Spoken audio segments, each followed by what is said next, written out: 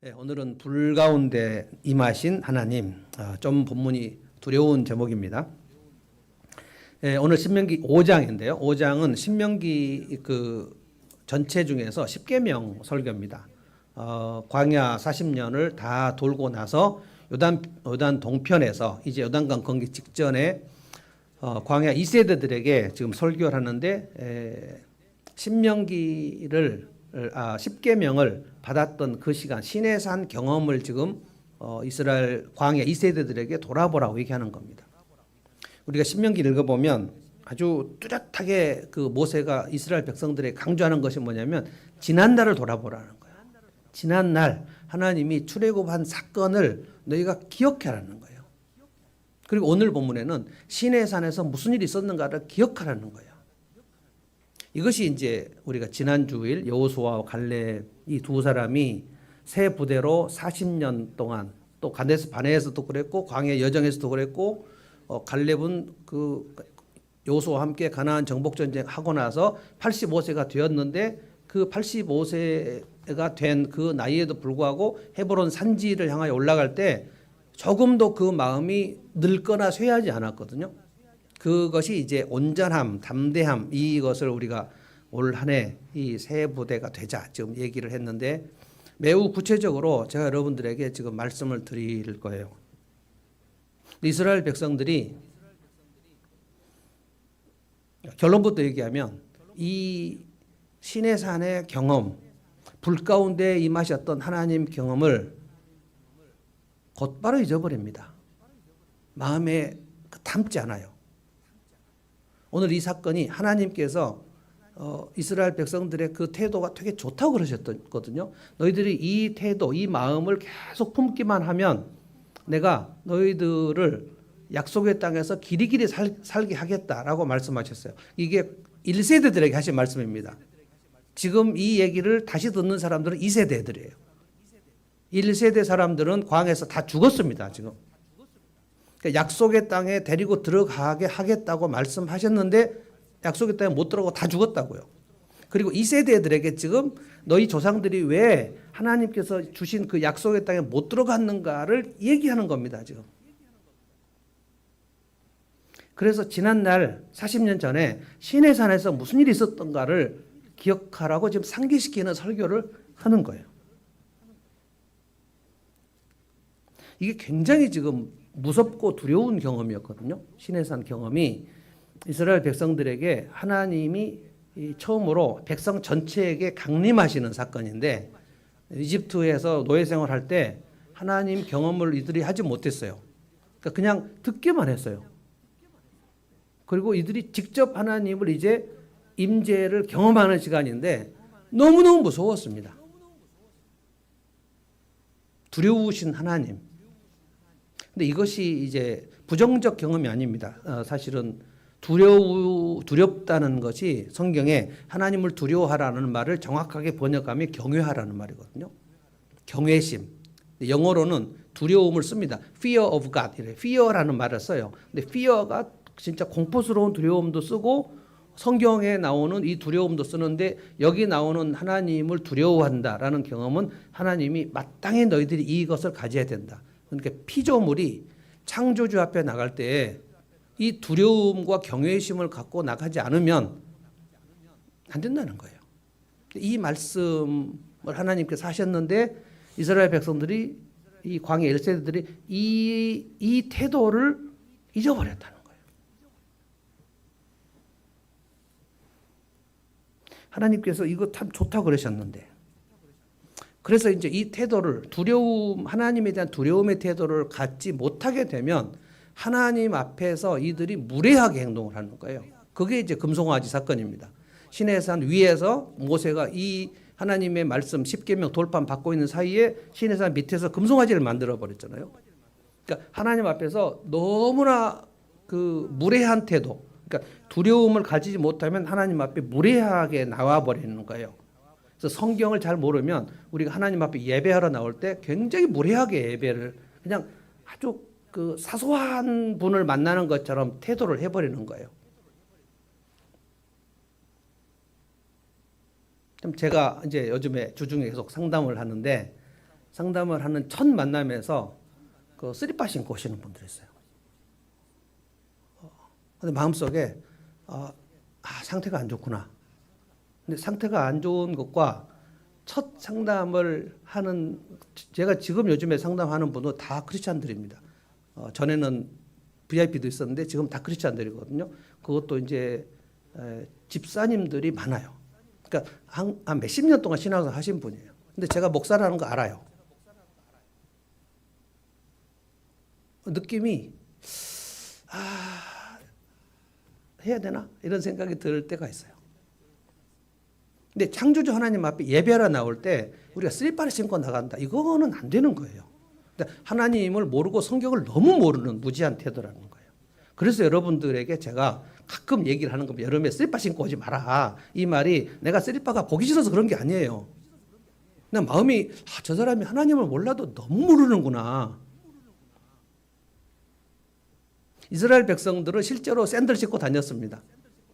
그러나 우리에게 있어서 어떤 정중한 자리를 나갈 때 우리가 그런 거를 그냥 입고 나갈 때는 그 시장 마실 갈 때 하는 거거든요. 하나님 앞에 나올 때는 그렇게 하시면 안 돼요. 무례하게 돼버리는 거예요. 무례하게. 그래서 아이들이 집에서 훈육을 잘 못 받으면 집에서도 막 엄마 아빠 앞에 무례하지만 밖에 나가서 아무 어른들에게 무례하게 행동을 해보는 아이들이 참 많은데, 그때 우리가 모두 어른들이 집안 교육이 엉망이구나 저 아이가, 무례하게 행동을 해버리는 거거든요. 어저께 제가 그 10대 청소년 한 아이가 60대 경비원 할아버지를 무참하게 발로 짓밟는 영상을 제가 봤는데, 그래서 경찰서 갔는데 그 경비원 할아버지가 처벌하지 말아달라고 또 얘기했더라고요. 그래서 그냥 무죄로 나왔는데, 그 동영상에 나왔는데 한 놈이 또 그걸 찍고 있어요. 또 그러니까 이제 이 10대들의 이 무례함은 이제 끝나버렸습니다. 지금 우리나라는. 중학교 남학생이 여자 선생님 뺨도 때리고 이제 이 교권이 무너져 버렸다고요. 완전히. 이 무례함이 어디까지 갈지, 이게 이제 마지막 시대의 모습인데, 우리가 자칫 잘못하면 하나님에 대해서 그 60대 할아버지 발로 차는 것 같이 그렇게 하나님을 대충 처리해 버리는 예배를 드려볼 수 있는데, 그럴 수 없다. 이게 fear, 하나님에 대한 두려움 이거예요. 이 말씀을 좀 제가 오늘 하면서 우리가 이제 올해 새 부대가 되자고 얘기를 하면서 우리 하나님을 어떻게 하나님 앞으로 나가야 하는가, 23절로 한번 같이 가서 읽어볼까요? 다 같이 한번 읽어보겠습니다. 23절입니다. 읽습니다. 시작.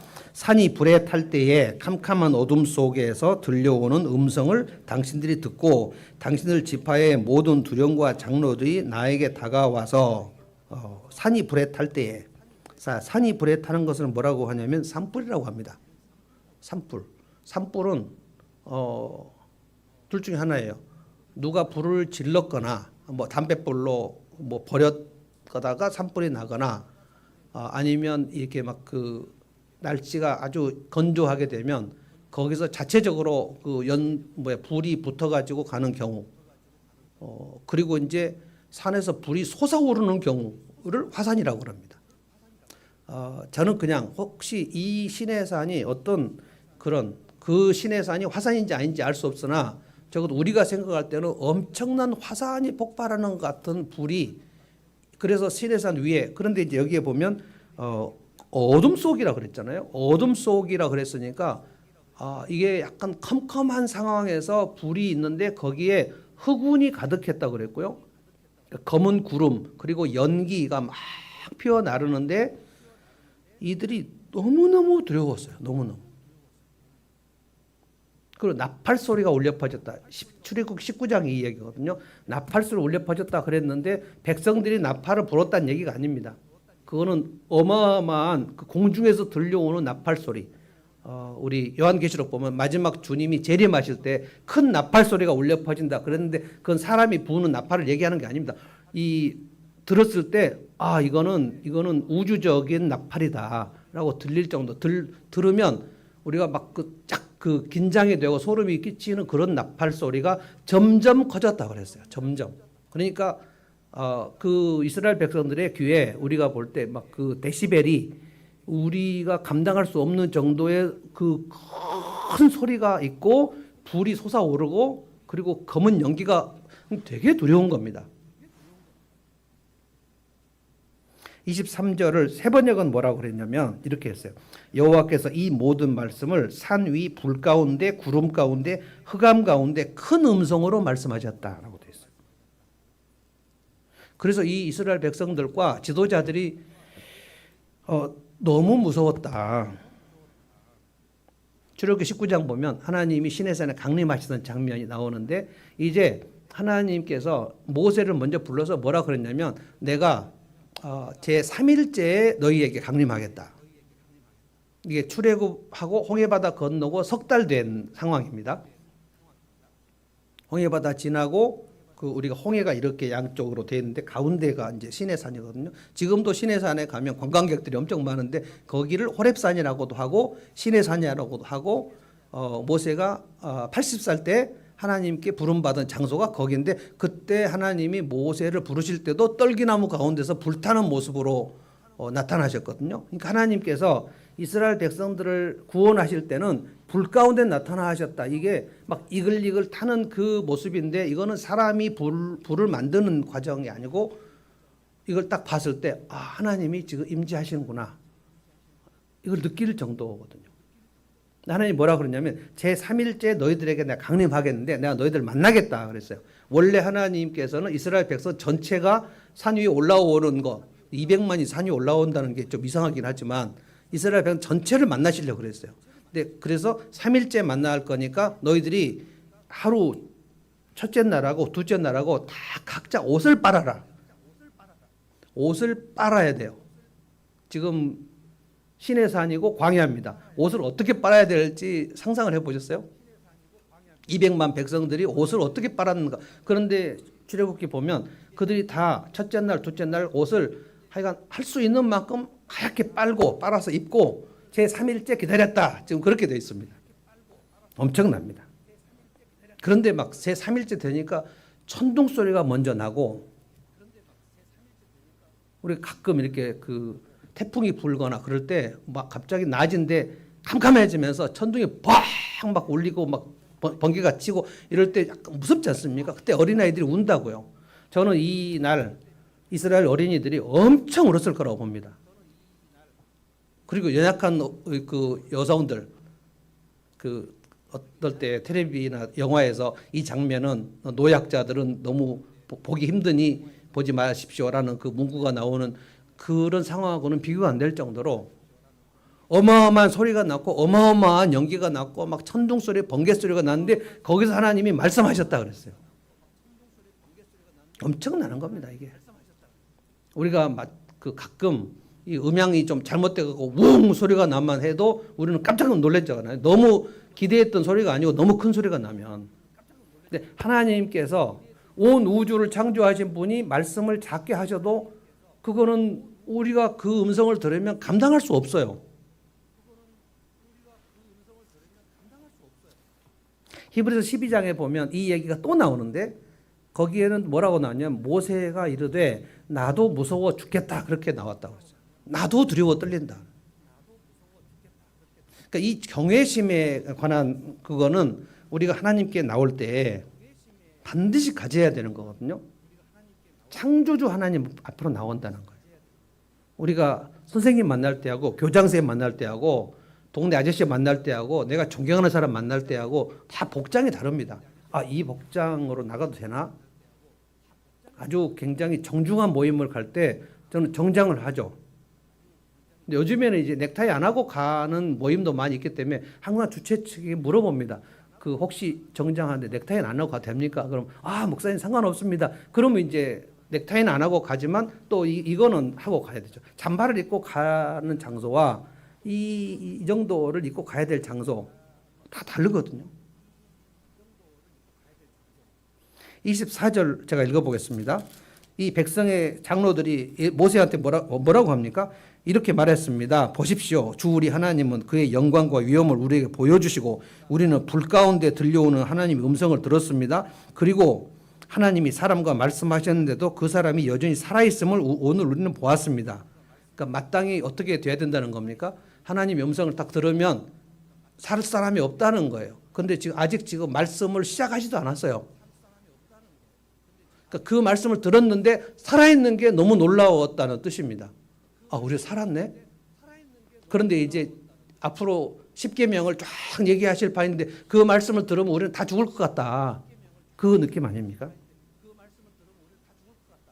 우리는 못 가겠다. 27절 한번 같이 읽어볼까요? 27절 읽습니다. 시작. 그러니 직접 가까이 나아가셔서 주 우리 하나님이 말씀하신 것을 모두 들으시고 주 우리 하나님이 하신 모든 말씀을 우리에게 다 전달해 주시기 바랍니다. 그러면 우리가 듣고 그대로 하겠습니다. 누구 보고 나가라는 거예요?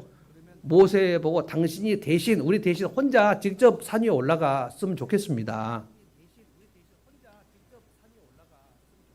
당신들이 그때 그 불을 무서워했다 그랬어요. 오늘 PPT는 없습니다만 5장 5절로 한번 가볼까요? 5장 전체가 이제 그 얘기인데요. 5장 5절을 제가 읽어볼게요. 그때에 당신들이 그 불을 무서워하여 산에 올라가지 못하였으므로 내가 주님과 당신들 사이에 서서 주님의 말씀을 당신들에게 전하여 주었습니다. 여호와 하나님과 당신들의 사이에 서서, 여러분 이게 뭡니까? 하나님과 백성들 사이에 선 그 역할을 중보자라고 합니다. 중보자. 우리의 중보자는 유일하신 분, 독생자 예수 그리스도 한 분밖에 없는데 구약 시대에는 즉 예수님 유일하신 독생자의 그 중보의 역할을 구약 시대에 모세가 지금 그림자 역할로 하는 거예요. 하나님과 이스라엘 백성들 사이에 혼자 신의 산 위로 올라가는 겁니다. 그거를 이스라엘 백성들이 요청했어요. 우리 도저히 무서워서 못 가겠다. 너무 두렵다. 죽을 것 같다. 이 얘기 하나님 음성을 계속 들으면 죽을 것 같다. 그래서 하나님께서 우리에게 눈으로 보이도록 나타나시지 않으시는 겁니다. 그래서 하나님은 왜 나에게 신비하게 나타나시지 않는가? 가끔 어떤 성도들은 하나님을 보셨다는 간증은 제가 듣지 못했고 예수님을 봤다라는 그 간증을 가끔 듣는데 저에게는 한 번도 안 나타나셨습니다. 저도 몇 번 기도했는데 하나님께서 너는 그냥 내가 말씀을 깨닫게 해줬지 않냐. 그리고 마음길도 알도록 그 눈을 열어줬지 않냐. 그러니까 더 이상 이런 거 기도하지 마라. 하나님 저도 좀 보여주십시오. 됐어. 모세의 그 기도, 가나안 땅에 한 번 들어가면 안 되냐 할 때 하나님께서 다시는 기도하지 마라 이러셨잖아요. 다윗도 그랬잖아요. 다윗도 그 성전을 내가 짓고 싶다. 그런데 아니 너는 안 돼. 네 아들 때 솔로몬 때. 그러니까 아주 위대한 하나님의 사람들도 그 진짜 간절히 기도했던 거 하나님이 거부하신 거 되게 많아요. 모세 가나안 땅 안 됐고요. 다윗도 성전 짓는 거 허락 안 하셨고요. 바울은 어땠습니까? 육체의 가시가 있어서 이게 약간 차이가 있는데 간질이라는 그 신학적 해석도 많이 있었습니다. 바울 사도는 간질이 있었다. 만약에 그때 간질이었다면 설교하다가 픽 쓰러지고 막 거품 불고 이런 거 아닙니까? 하나님 이거 복음 전파하는데 너무 좀 걸림돌 아닙니까? 해서 3번을 간구했는데 하나님께서 내 은혜가 너한테 족하니까 다시는 이 버릇으로 간구하지 마라. 됐다고. 그거 갖고 그냥 하는 거다. 라고 해서 다시는 간구하지 않았다. 이런 얘기가 있잖아요.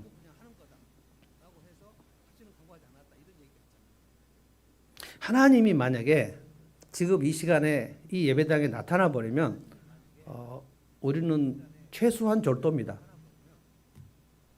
아마 제 아내부터 졸도할 거예요. 제 아내는 그 19금 무서운 거를 밤에 못 보거든요.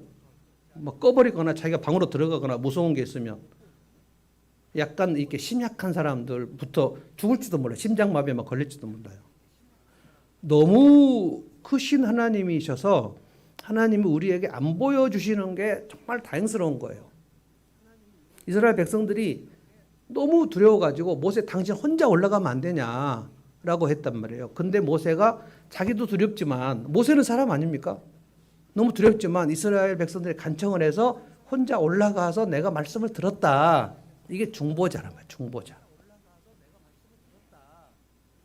중보자라는 그 역할.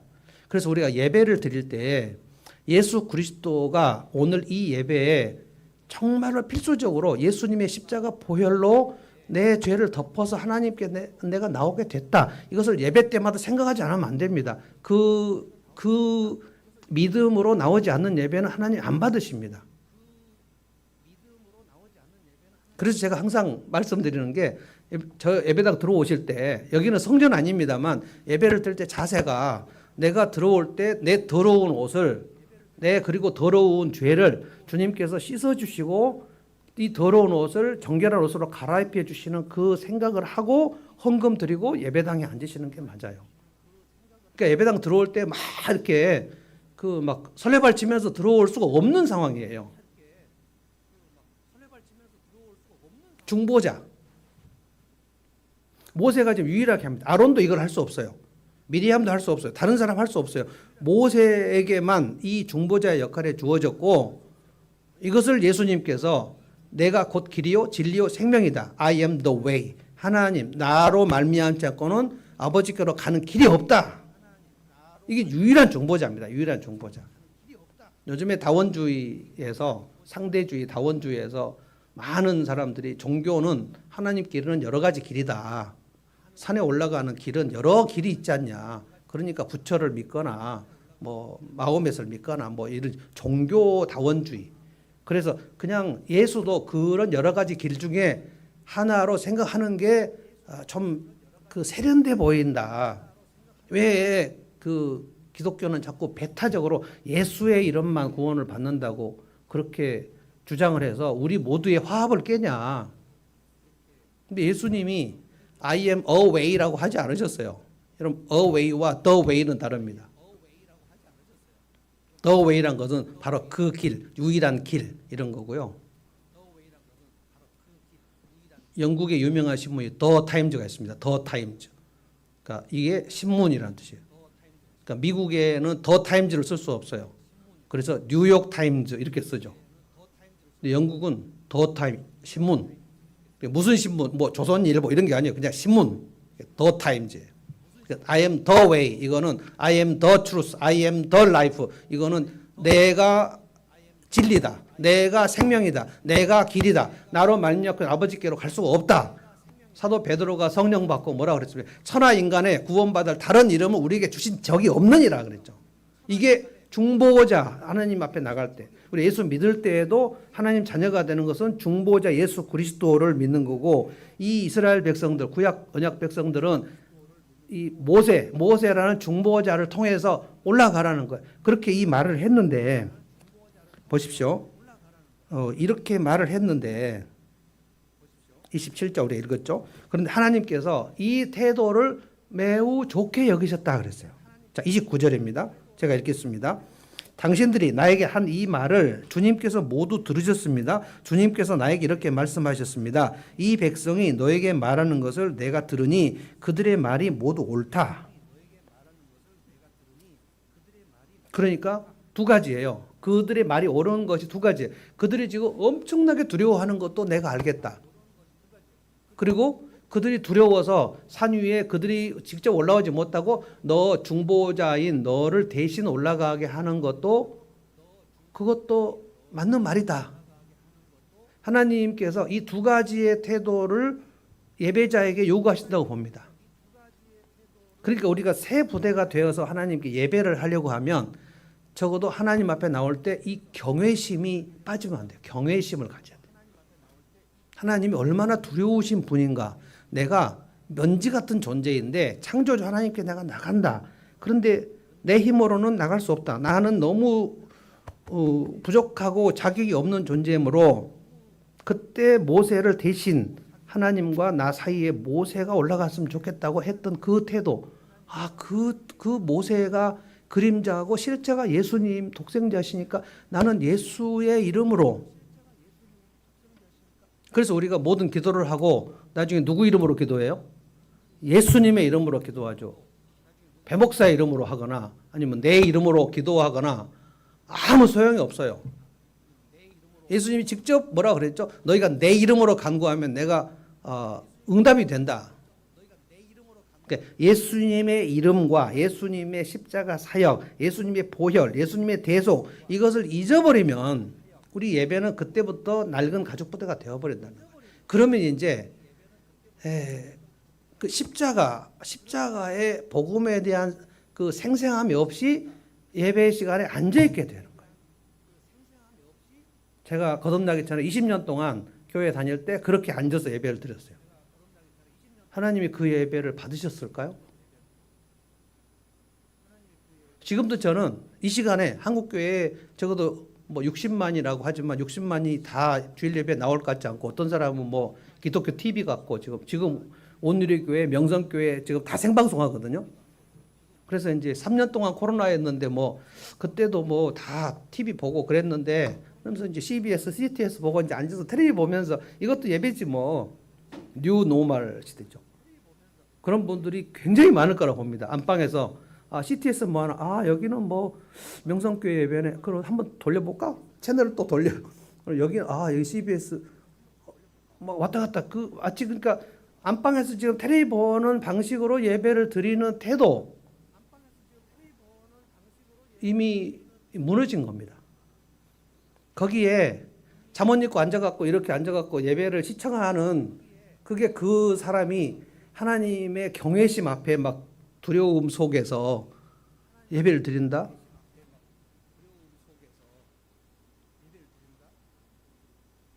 예배가 무너지는 거죠.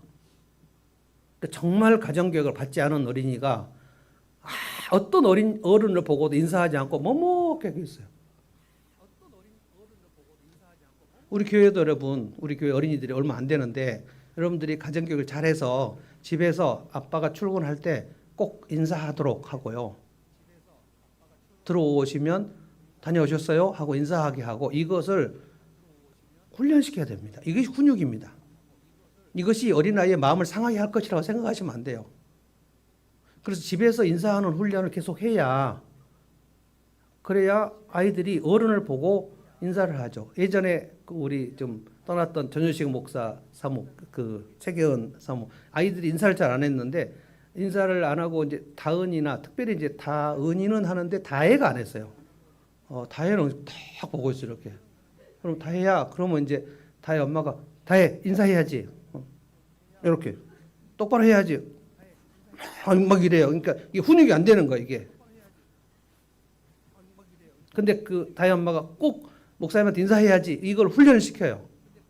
어쩔 때는 막 고개를 쳐박아 이렇게 막 하고 막 이게 엄청 같이 키워봐도 굉장히 저항하는 애들 있잖아요. 특별히 내가 훈육을 받지 않겠다 몸으로 막 저항하는 아이들이 있어요.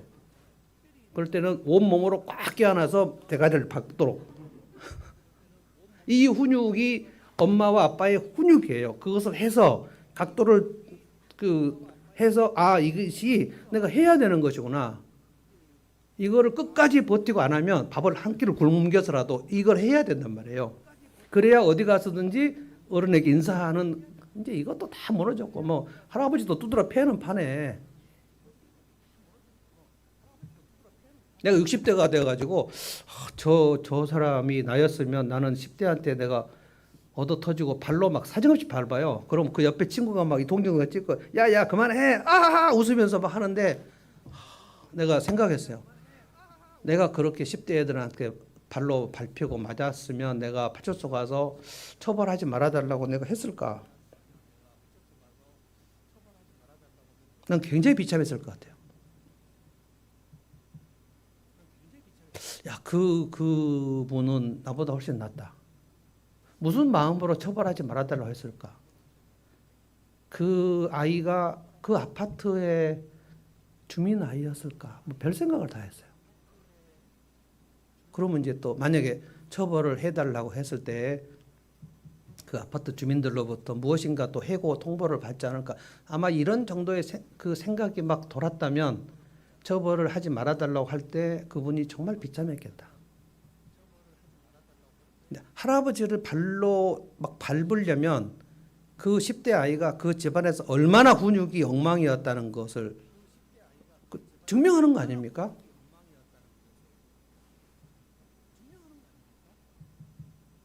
할아버지를 저는 이제 할아버지잖아요. 60대 할아버지는 50대 아저씨하고 느낌이 다르잖아요. 이미 다, 이분은 할아버지다. 근데 할아버지를 때린다. 그리고 발로 밟는다. 이 정도가 되면 아이의 인성은 이미 무너진 채 있는 겁니다. 그거는 부모의 인성이 이미 무너진 겁니다. 근데 이게 지금 아주 희귀한 일이 아니라는 것이 대한민국입니다. 지금. 아파트 경비원을 얼마나 천대하는지, 아파트 경비원의 그 경비실에 에어컨을 설치하는가 설치하지 않는가에 대해서 주민 투표했는데 에어컨 설치하지 않는 걸로, 그렇게 여기는 그냥 더웁고 선풍기 있으면 됐지 뭐. 그런데 그 아파트 전부 자기들 집집마다 에어컨이 있는 집 아닙니까? 나보다 좀 그 낮은 계층에서 좀 허드렛 일을 하면 이 사람은 인간 취급 안 해도 돼. 이런 정도 인성이 지금 무너져 가고 있는 시대에 우리가 지금 하나님을 경외하는 것이 무엇인가를 이 말씀을 지금 하는 거예요. 정말 우리는 열악한 상황입니다. 10대가 60대를 때리는 상황이니까. 하나님께서 이 태도를 정말 좋아하셨다는 거. 그러니까 이 말씀이 옳다는 거예요. 그런데 보십시오. 28절을 보십시오. 28절. 그냥 옳다는 정도가 아니에요. 하나님께서 뭐라고 말씀하셨냐면 29절을 제가 읽어보겠습니다. 그들이 언제나 이런 마음을 품고, 이런 마음은 두 마음이에요. 하나님을 두려워하는 마음과 그리고 중보자가 반드시 필요하다는 그 두 마음을 너희가 품고 나를 두려워하며 나의 모든 명령을 지켜서 그들만이 아니라 그 자손도 길이길이 잘 살게 되기를 바란다 라고 하나님이 모세에게 얘기하셨어요. 이 태도를 가지면 너희와 너희 자손들이 길이길이 잘 살게 될 것이다. 저는 이게 진정한 예배자의 태도고, 예배가 그들의 인생과 그들의 자손들, 하나님을 우리가 어떻게 모시는가에 따라 하나님을 섬기는 태도에서 우리 인생은 이미 다 평가가 나옵니다.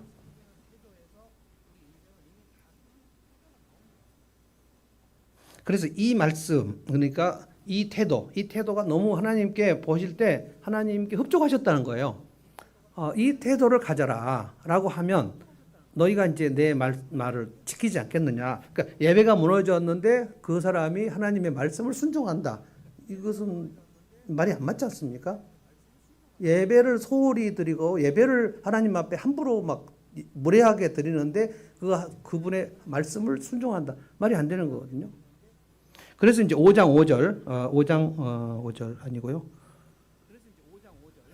5장 9절 말씀, 9절 10절 말씀 제가 읽어보겠습니다. 9절. 너희는 그것들에게 절하거나 그것을 섬기지 못한다. 나주 너희 하나님은 질투한 하나님이다 하고, 볼펜 있으면 거기에 밑줄 좀 그어보세요. 나를 미워하는 사람에게는 그 죄값으로 본인뿐만 아니라 3, 4대 자손에게까지 벌을 내린다. 10절은 다 같이 한번 읽어볼까요? 시작. 그러나 나를 사랑하고 나의 계명을 지키는 사람에게는 수천 대 자손에 이르기까지 한결같은 사랑을 베푼다. 하나님 앞에 순종하는 자들은 수천 대로 내려간다. 복이 내려간다. 그거는 그러니까 너희 부모에게 달렸다. 지금 이겁니다. 그러니까 내가 내 자식들과 내 자손들에게 어떤 복이 내려갈 것인가를 기대하는 사람은 오늘 이 예배에 대한 태도를 마음에 새기면 돼요. 그러니까 예배가 무너졌다. 그러면 하나님 내 자녀들과 내 자손들에게 복을 주십시오라는 기도가 성립이 되지 않는다는 뜻입니다. 그가 예배를 그냥 대충 막 드리는데 할아버지 폭행하듯이 하나님에 대하여 무례한데, 그런데 하나님께서 그 사람을 복을 주신다. 하나님 그렇게 할 수 없어요. 안 하신다 그랬어요. 나를 사랑하는 자, 나를 미워하는 자 이렇게 얘기했어요. 그러니까 하나님을 사랑한다는 것은 오늘 차사모가 기도했지만 마음을 다하여, 힘을 다하여, 성품을 다하여, 힘껏 전심으로 이겁니다. 그 기준이. 그러니까 대충 난 하나님 사랑하는데 뭐 좀 사랑하면 이거 갖고는 안 되고 마음을 다하라 그랬어요. 그렇게 하나님을 사랑하는 자는 천대까지 복을 주신다고 약속했고, 여러분 이거 믿으세요? 이거를 하나님 말씀입니다. 나를 그렇게 경외하지 않는 자는 3, 4대까지 벌을 주겠다 그랬어요. 1000대와 3, 4대는 엄청 차이가 있습니다만 우리 인생에서 3, 4대면 그 집안 망하는 겁니다. 3, 4대까지 벌을 받으려면 하나님이 주시는 벌은 신명기 28장에도 나와 있어. 일단 온몸에 질병이 들고 그리고 외적이 침입해서 포로나 노예로 사로잡혀가고 그 땅에서 흉년이 계속 들고 그러니까 먹을 것 없고 그리고 몸에 질병이 들고 사회적 관계 차단되고 남의 집에 노예나 포로 생활을 하게 된다. 그리고 너무 먹을 것이 없어서 너희 여인들이 자기 다리에서 나온 자식들을 삶아 먹는 날이 올 것이다. 여기까지 갔어요. 그래서 아침에는 저녁에 왔으면 좋겠다. 저녁에는 아침에 왔으면 좋겠다. 이게 하루 가는 날이 너무 힘든 것이 하나님이 3, 4대까지 그 재앙을 주는 것입니다. 이스라엘 백성 다 경험했죠. 그러니까 내가 지금 어떠한 자세로 예배를 드릴 것인가 하는 것이 나의 당대뿐만 아니라 내 자식들 그리고 내 자손들 증조 막 밑에까지 영향이 미친다. 이 얘기를 지금 하나님이 하시는 겁니다. 그래서 오늘 우리가 지금 생각할 것은 뭐냐면 나는 지금 하나님을 경외하는데 어느 정도 경외하는가. 내가 지난해에 그리고 예수 믿고 지금까지 예배를 드릴 때 불 가운데 나타나신 하나님에 대해서 두려움과 떨림으로 하나님을 예배하고 내가 나갈 때 예배하러 나갈 때 어떠한 자세와 어떤 복장으로 하나님께 이 예배를 드렸는가 이거를 돌아봐야 돼요. 하나님께서 나의 예배 태도를 아주 흡족하게 여기셨을까? 아니면 이 사람은 도대체 나에게 예배를 드리는데 약간 이 10대가 나를 폭행하는 그런 생각으로 얘는 어떻게 예배를 이렇게 누구한테 배웠나? 내가 분명히 예배를 어떻게 드려야 되는가를 출애굽기 19장과 신명기 5장에서 얘기를 했는데 그는 구약 성경에 대해서 무지한 채로 있으니까 어떻게 하나님이 예배를 원하시는가를 들은 적이 없어요. 지식이 없어요. 지식이. 저는 그래서 며칠 전에 생각을 하면서 무지는 괜찮은가? 무지. 몰랐어요. 사람을 때리면 안 된다는 것을 몰랐어요. 60대 할아버지를 발로 밟으면 안 된다는 것을 몰랐어요. 여러분 그게 말이 됩니까? 근데 그 아이가 몰랐을까요? 그건 인륜 아닙니까? 인륜? 인륜과 천륜은 그것은 그냥 사람이면 알 수 있는 겁니다.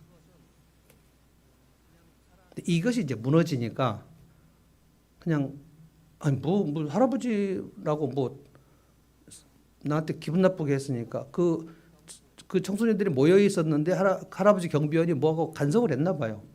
요즘에 고등학생을 간섭하면 발로 짓밟힙니다. 그러니까 그냥 지나가시는 게 좋다.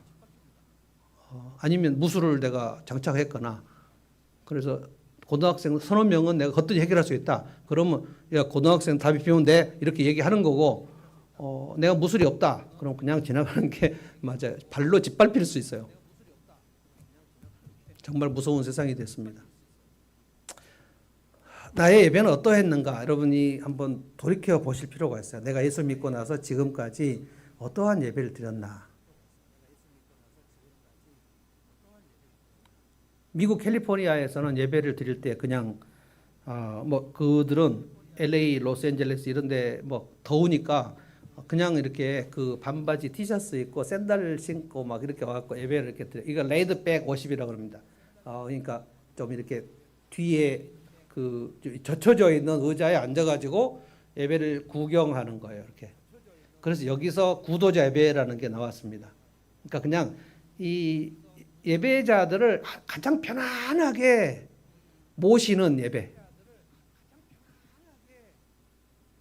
그러니까 하나님을 모실 것인가, 예배하는 이 회중들을 모실 것인가, 고객 중심으로 예배를 인도할 것인가, 하나님 중심으로 예배를 인도할 것인가. 이게 예배 신학에서 굉장히 중요한 포인트입니다. 목사가 이렇게 멘트를 하면 고객 중심의 예배를 드린 겁니다. 오늘 추우신데도 불구하고 여기까지 나오신 여러분들을 진심으로 환영합니다. 이게 뭐예요 이게? 지금 콘서트에 관객이 와주신 거에 대해서 추운데 와주신 것에 대해서 이 호스트가 지금 오셔서 감사하다는 거예요. 예배는 그런 게 아닙니다. 제가 여러분을 지금 호스트로서 불러드리는 게 아닙니다. 우리가 모두 하나님 앞에 나와서 하나님께 지금 절을 하는 거예요. 절을. 어떻게 여러분 추운데도 불구하고 이렇게 주일 아침에 참 바쁘신데도 여기 왕림해 주셔서 참으로 대단히 감사합니다. 이 혼주인가?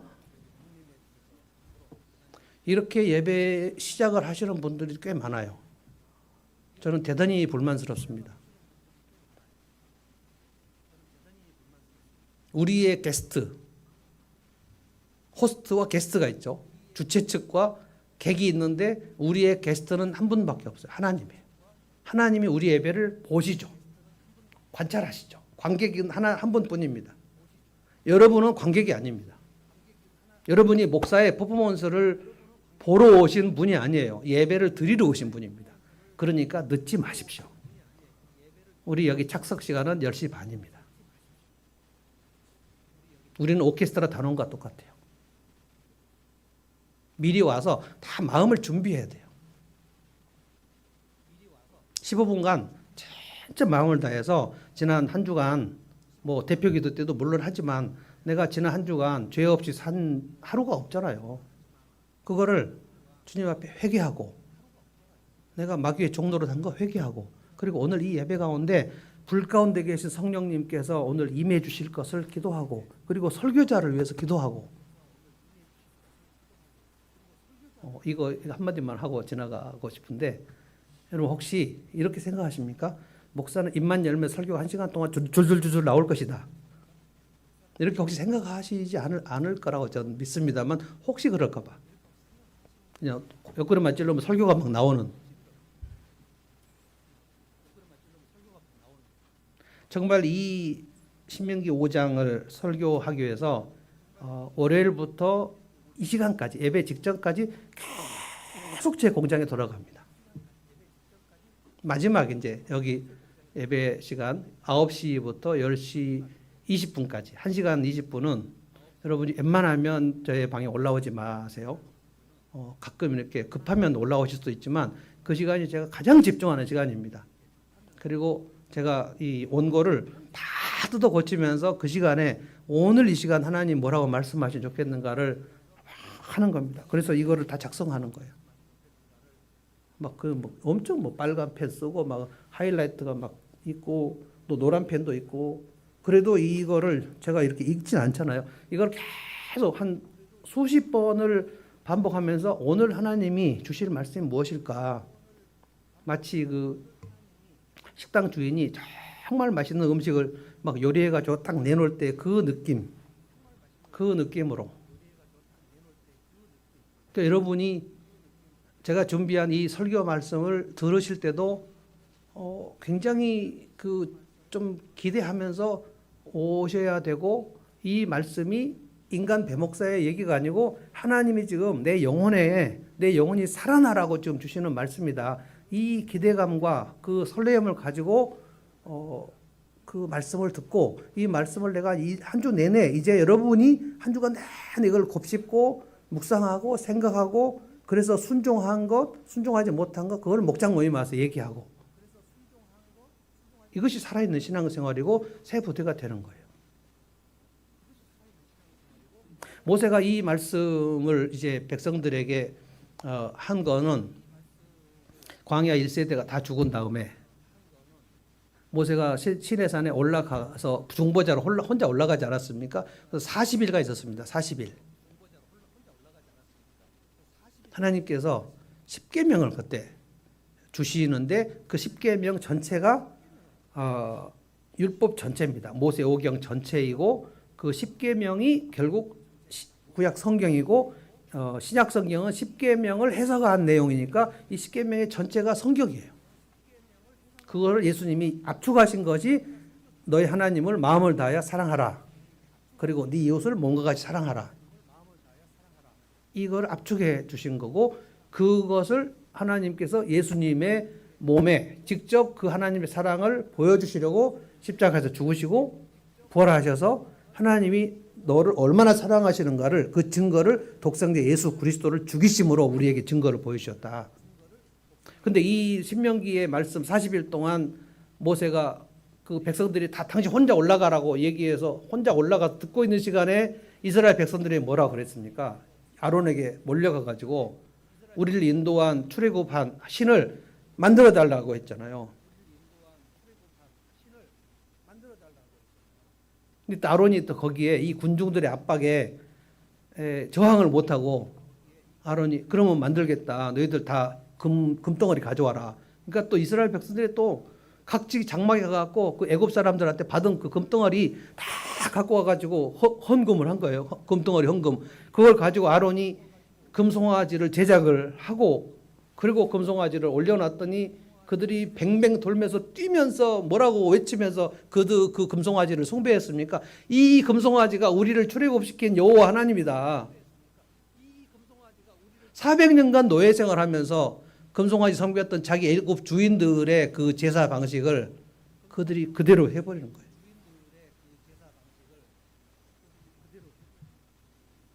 산 위에서 뭐라고 하나님 하시죠?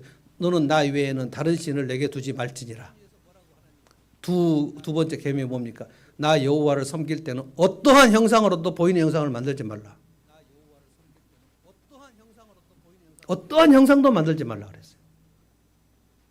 이게 굉장히 어려운 겁니다. 이게 왜냐하면 여호와 하나님을 믿는 신앙만 요 신앙만 상이 없어요. 이 형상을 못 만들게 되어 있습니다. 근데 여러분이 어떤 고대 종교나 지금 어떤 종교를 봐도 다 신상이 있습니다. 신상. 고대 종교는 신상이 없는 신전이 없어요. 신상이 있고 그 신상에다 절을 하는 겁니다. 근데 하나님이 나는 신상을 만들지 말라. 어떤 형상도 만들지 말라. 어떤 형상을 만들었다. 그러면 그게 벌써 우상 숭배가 되는 거예요. 그 당시에. 근데 애굽의 노예로 있을 사람들은 그 400년 동안 신상을 만들지 않고는 예배 그 숭배가 불가능한 거예요. 그냥 신상을 금송아지를 만들어 놓고 얼마나 흥분하면서 놀랬는지 뛰면서 예배했는지 몰라요.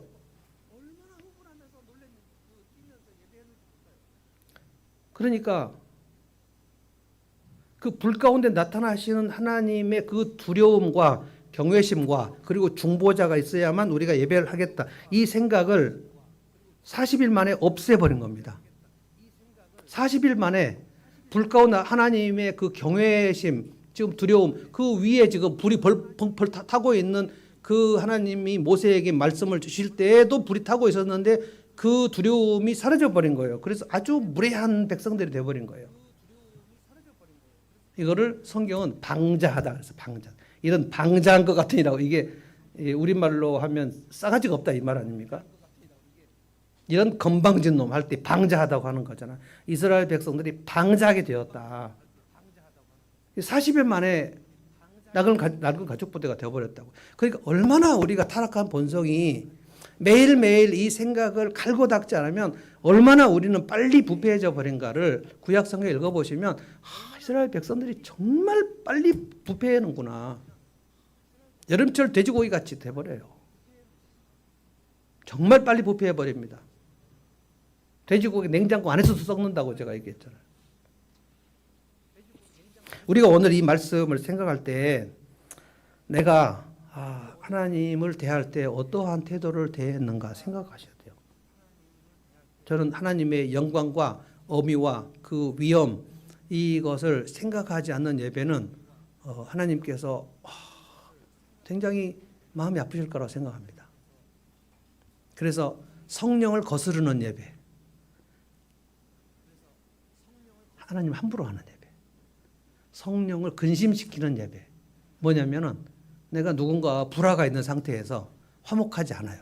막 관계가 안 좋아요. 미워하거나 시기하거나 질투하는 채 그대로 있으면서 하나님과 화목하기 위해서 나오는 이 예배는 성령님이 근심하는 예배예요. 그 다음에 세 번째가 성령을 소멸하지 말라. 히브리서 12장에 보면 히브리서 기자가 이스라엘 백성들의 그 시내산 언약을 얘기하면서 지금 우리 새 언약 백성들은 그때 시내산 예언약 백성들 시내산에서 하나님이 불같이 임하신 그것보다 훨씬 더 엄청난 불 가운데 우리가 있는 거다. 우리는 시온산에 하늘의 예루살렘 장자들의 총회 속에 지금 우리가 들어가는 거다. 그러니까 너희들이 눈에 지금 불이 안 보인다고 해서 그냥 함부로 예배를 드려서는 안 된다. 그리고 히브리서 12장 마지막에 우리 하나님은 소멸하는 불이다. 막 태운다는 거예요. 다 태워버린다는 거예요. 그래서 우리가 마지막으로 생각할 게 뭐냐면 내가 성령을 소멸하는 예배를 드린 것은 아닌가? 무슨 뜻이냐면 성령을 소멸한다는 것은 불을 끈다는 거예요. 내 안에 성령께서 이 불같이 임하시는 내 열정과 뜨거움과 새로움을 내가 불을 꺼버린다는 거예요. 아이씨, 뭐 예배 뭐 빨리 끝나면 되지 뭐. 내가 뭐 때문에 이렇게 찬양을 막 뜨겁게 해야 돼? 그냥 찬양은 그냥 맹숭맹숭 하는 거지 뭐. 기도를 할 때도 그냥 우물우물 하다가 그냥 막 끝내버리는. 그러니까 이게 굉장히 사소한 사람을 취급할 때 이 사람이 내 옆에 안 왔으면 좋겠다 할 때 우리가 이 만남 정말 그 받기 싫은 전화 뭐냐면 사랑합니다 고객님 그 전화 있잖아요. 근데 어쩔 때 010으로 와요. 저는 02나 03은 거의 안 받는데 010으로 왔는데 보면 현대 해상 화생이 뭐 화재 뭐죠? 현대 해상 화재인데요. 고객님 뭐 어쩌고 그러면 지금 그것도 상담 중에 전화 받았는데 미안합니다 하고 바로 끊어. 이 사람하고 더 이상 대화하고 싶지 않은 그 전화 같은 거 있잖아요. 우리가 하나님 앞에 나갈 때 그렇게 현대해상 그 아가씨를 대하듯이 하는 것은 아닌가. 성령의 불을 끄지 말라는 말씀이 있는데 그런 태도로 한 것은 아닌가. 이런 것을 점검해야 된다는 거예요. 점검. 저는 우리가 오늘 이 말씀을 하면서 우리의 예배, 지난날의 예배를 좀 점검했으면 좋겠어. 나는 어떻게 예배를 드렸나. 진짜 그 매번 드릴 때마다 이 시내산의 불 가운데 임하시는 하나님 임재를 느끼고 두려움과 떨림 가운데 나오면서 그래서 예수님의 중보자 그 십자가 보혈을 생각하면서 나왔을까? 저도 수없이 예배를 드렸습니다만 그런 생각을 하지 않고 드리는 예배가 정말 많았다는 생각이 들어요. 특별히 거듭나지 않았을 때는 뭐 100% 그랬고요. 100%. 20년 동안 제가 예배를 드릴 때 하나님의 크고 두려우심 가운데 예배를 드렸던 기억이 나지 않고 그리고 십자가를 몰랐으니까 십자가 중보자 예수님의 피가 아니면 나는 예배를 드릴 수 없다 이런 생각을 해본 적이 없어요. 십자가를 몰랐습니다. 교회 다니는 분들 중에 십자가에 대한 아무 생각이 없는 분들이 있어요. 십자가 내가 처음 볼 때 나의 모든 큰 고통 사라져. 십자가가 상당히 우리에게 치유가 됩니다. 그래 주님이 그렇게 고통을 당하시고 십자가를 생각하면 자존감이 올라가지 않을 수 없어요. 왜냐하면 십자가에서 예수를 죽이시고 나를 살리셨기 때문에 내 값이 예수의 값이에요. 독생자의 값만큼 고귀하단 말이에요. 이것을 십자가를 생각하면서 예배를 드리면서 내 영혼이 치유가 되는 효과가 있습니다. 그래서 내 영혼이 담대해지고 뜨거워지고 새로워지는 거예요. 저는 이 예배를 올 한 해 오늘 설교는 신명기 5장은 오늘만 하겠지만 여러분이 매주 52번 예배를 드릴 때마다 굉장히 마음을 다해서 예배를 드려서 우리가 올해 이 예배가 완전히 부흥하고 도약하는 한 해가 되었으면 좋겠어요. 아멘. 찬송하십시다.